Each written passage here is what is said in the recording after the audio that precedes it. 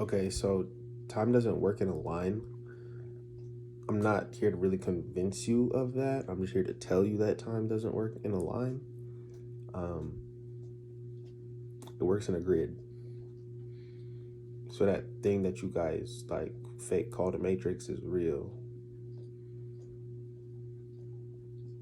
which is interesting because if you live in a fiction world, then what you believe to be real is like the government, money, God, right? You believe those things to be real, when in fact everything from the top to the bottom in the Matrix and all of the universe, by the way, you can't escape it, is accounted for and is constantly being counted. There's a grid. People like to call it God when it's good. People like to call it the devil when it's bad. People say it's writing down all the good, all the bad things, that you do. It's the angel of death, and it's also keeping track of all the good things, the angel of life. But before we had ways of describing it, we had interaction with it.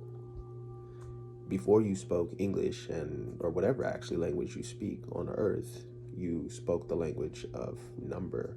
You spoke the language of resonance. You spoke the language of inertia.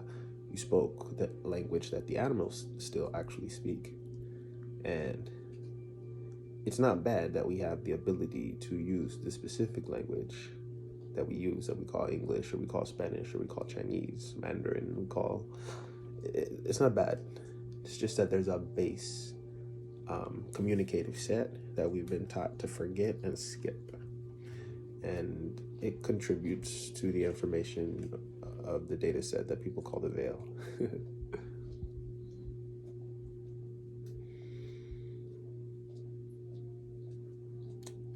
It's not controlled by a narrative, the Matrix.